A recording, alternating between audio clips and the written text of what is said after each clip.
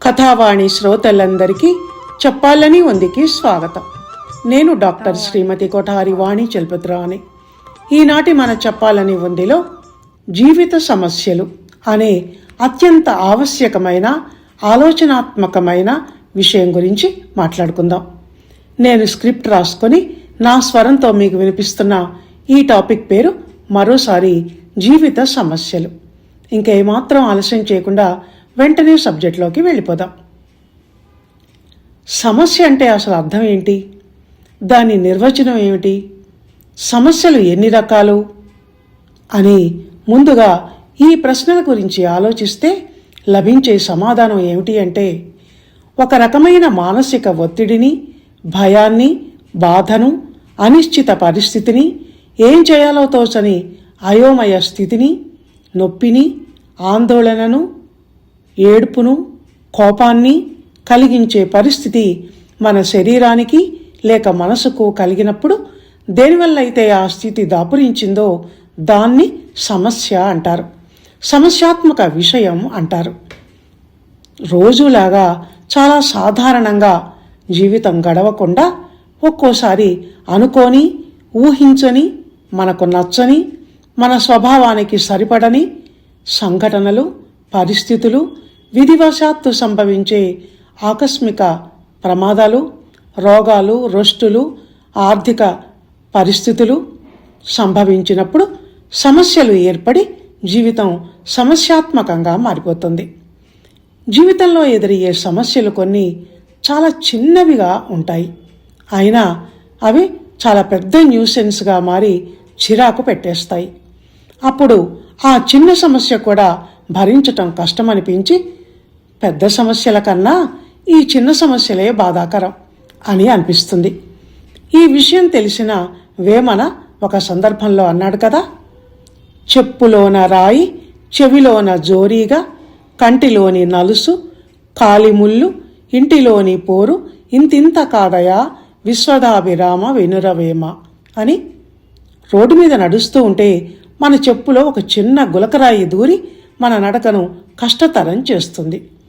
చెవిలో జోరీగా జ్వరపడ్డా అంతే, జూయమంటూ బుర్ర తినేస్తుంది. కంట్లో పడ్డ నలుసు, కాలిలో గుచ్చుకున్న ముళ్ళు అంతే.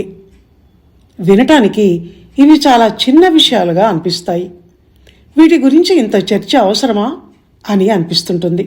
కొంతమంది ఎగతాళి కూడా చేస్తారు. కానీ అనుభవించేవాడికి తెలుస్తుంది ఆ బాధ. మెంటల్ పీస్ ఉండదు అది బయటికి వచ్చేదాకా. వేమన చెప్పటం ఎందుకు మర్చిపోయాడో గాని పంటిలో విరుక్కున్న పీచు కూడా అంతే. దాన్ని గుచ్చి గుచ్చి గెలికి తీసే వరకు మనశ్శాంతి ఉండదు, ధ్యాసంతా దానిమీదే ఉంటుంది. అలాగే రోజంతా ఎదురుగా ఉండే పెళ్ళాం గద్దరిదై సాధింపుల వేధింపులతో అస్తమానం చెవి దగ్గర నసపెడుతూ ఉంటే మొగుడున్న వాడికి చిరాకు పుట్టి కండువా భుజాన వేసుకుని బయటికి వెళ్ళిపోతాడు భరించలేక. మరి మొగుడు అలా పెట్టడా అంటే పెట్టడు. కోపం వస్తే గట్టిగా 4 అరుపులు అరిచి బయటికి వెళ్ళిపోతాడు. అది తేడా. దీనివల్ల తేలింది ఏమిటి అంటే, చిన్న చిన్న సమస్యలు మనిషిని ఇరిటేట్ చేసి పడేస్తాయి అని. మరో రకం చిన్న సమస్యల గురించి చెప్పనా? చిన్న సమస్యలు అంటే ఇవి చిన్నపిల్లల సమస్యలు.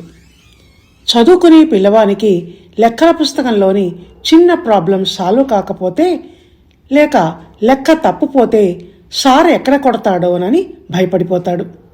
ఆ లెక్క హోంవర్క్లో ఇచ్చింది అయితే మర్నాడు బడి ఎలా ఎగ్గొట్టాలా అని ఉపాయాలు పన్నుతూ ఉంటాడు.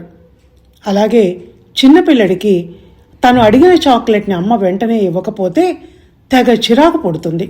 కాళ్ళు నేలకేసి బాదుకుంటూ 6 రాగం అందుకుంటాడు. చాక్లెట్లు ఎక్కువ తింటే పళ్ళు పుచ్చిపోతాయిరా అని తల్లి అన్నా ఆ సమస్య వాడికి అర్థం కాదు.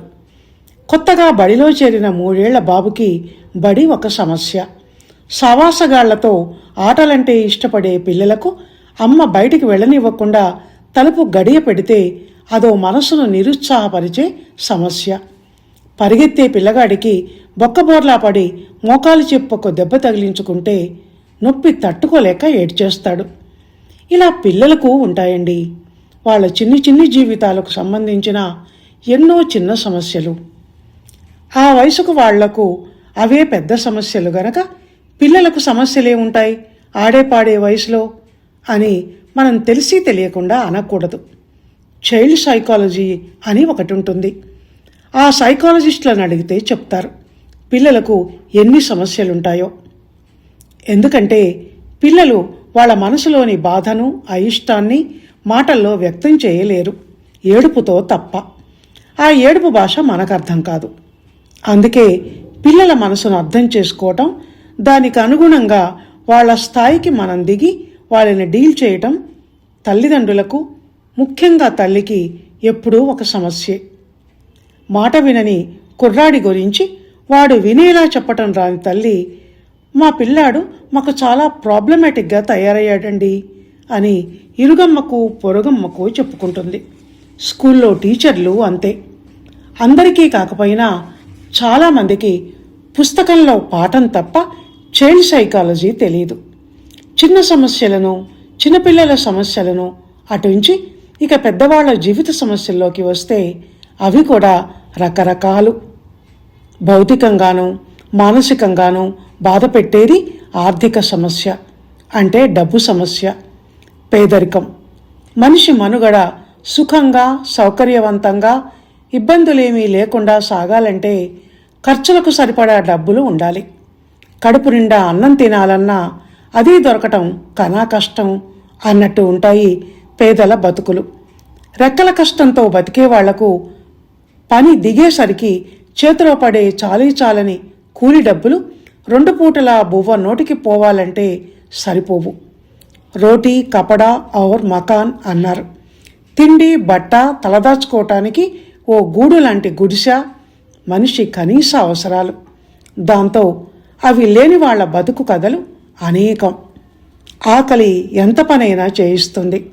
డబ్బు అవసరం వల్ల ఇంట్లో ఆడ మగ పిల్లలు అందరూ ఒళ్ళు వంచి పనిచేయాల్సి వస్తుంది.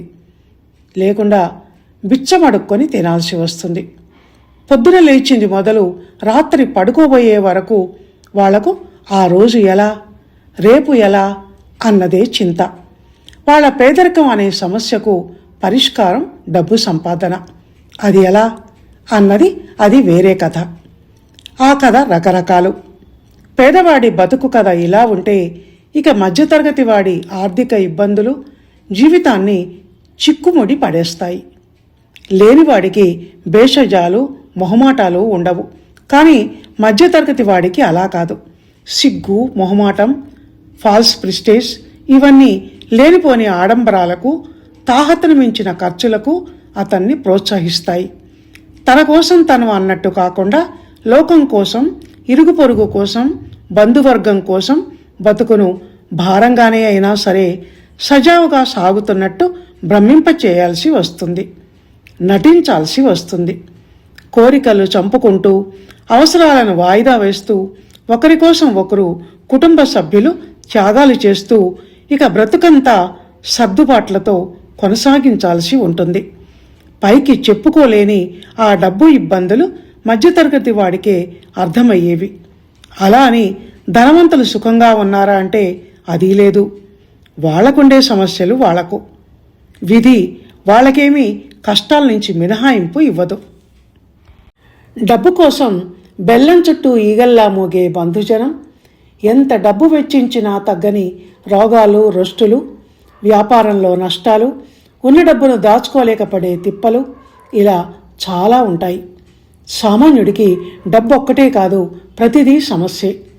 అబ్బాయి నిరుద్యోగం, అమ్మాయి పెళ్లి ఆలస్యం, బాధ్యతల బరువులు, కుటుంబ కలహాలు, సమస్యాత్మకంగా మారిన సాటి మనిషి, స్వేచ్ఛగా ఏ పని చేయాలన్నా సమాజ భయం, దొంగల సమస్య, అనారోగ్య సమస్య, ఆ రోగాలకు కాస్ట్లీ వైద్యం చేయించుకోలేక చేతులెత్తేయడం, ఇలా ఎన్నో సమస్యలు.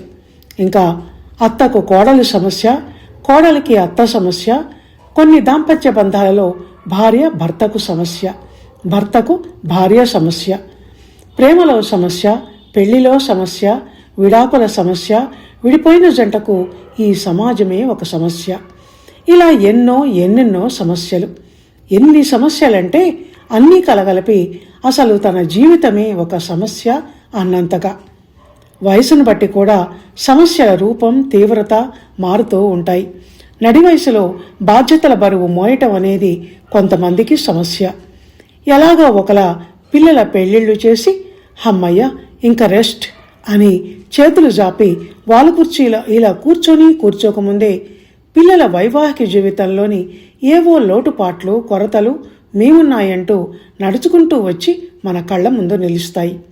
ప్రేమరాహిత్యం, సంతానలేమి, అక్రమ సంబంధాలు, చెడలవాట్లు, గృహహింస, బాధ్యతారాహిత్యం, నీవాళ్లు నావాళ్లు అన్న భేదభావాలు ఇవన్నీ కూడా కేవలం వాళ్ల సమస్యలు అనుకోవటానికి లేదు.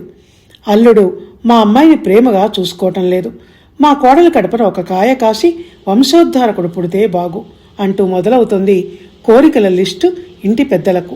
అవి చాలదన్నట్టు నడివయసు దంపతులిద్దరికీనో, ఇద్దరిలో ఒకరికో ఒంట్లో బీపీలు, షుగర్లు, మోకాళ్ల నొప్పులు వంటి అనారోగ్య సమస్యలు మొదలవుతాయి.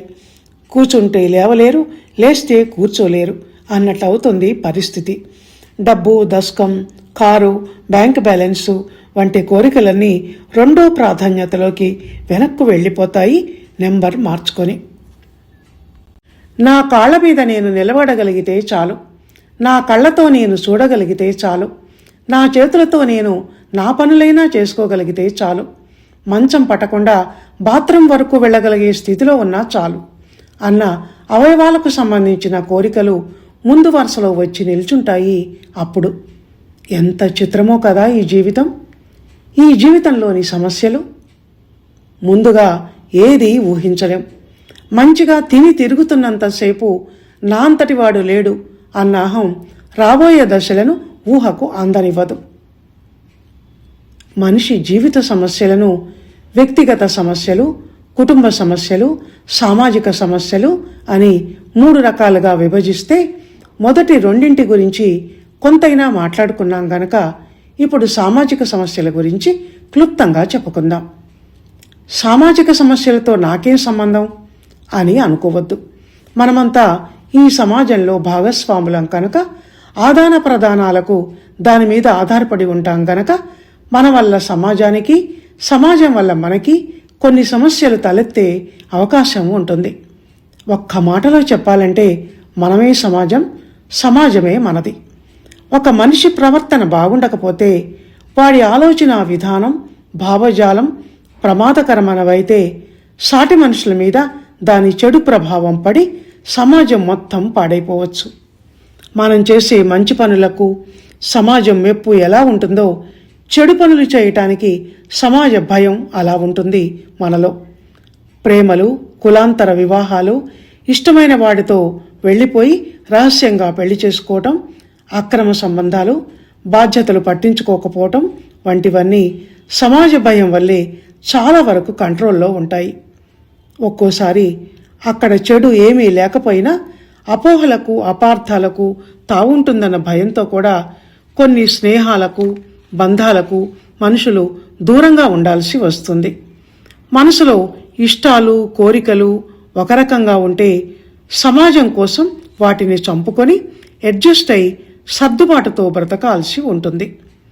ఆ యాంగిల్లో అలాంటి వాళ్లకు సమాజం ఒక సమస్యగా అనిపిస్తుంది. ఈ రోజుల్లో సమాజానికి ఎవరూ భయపడటం లేదు, కానీ ఒకప్పుడు ఈ భయం జనంలో చాలా ఉండేది. జీవిత సమస్యల గురించి తెలుసుకున్నాం కదా, ఇప్పుడు ఈ సమస్యలను సాధ్యమైనంత వరకు అధిగమించటం ఎలాగో అది తెలుసుకుందాం. జీవితం అన్న తర్వాత ఎవరికైనా సమస్యలు సర్వసాధారణం. ఎవరి ఆర్థిక స్థాయిని బట్టి, పరిస్థితులను బట్టి, కాలంలో వచ్చే మార్పులను బట్టి, ఆధ్యాత్మిక భాషలో చెప్పాలంటే కర్మఫలాన్ని బట్టి కొన్ని చిన్నవో పెద్దవో సమస్యలు రావచ్చు కాదు, వస్తాయి. అవి చిక్కుముడుల్లా తాత్కాలికమైనవి కొన్ని ఉంటాయి, కొన్ని శాశ్వతమైనవి ఉంటాయి.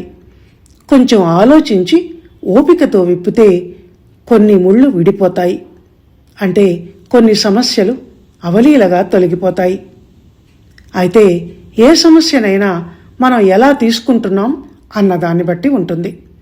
ప్రతి సమస్యకు ఏదో ఒక పరిష్కారం తప్పక ఉంటుందన్న విషయాన్ని ముందుగా తెలుసుకొని ఆ దిశగా ఆలోచిస్తే మనలో ధైర్యం, కాన్ఫిడెన్స్ పెరుగుతాయి. కొంతమంది చిన్న చిన్న సమస్యలకే తెగ బెంబేలు పడిపోతారు.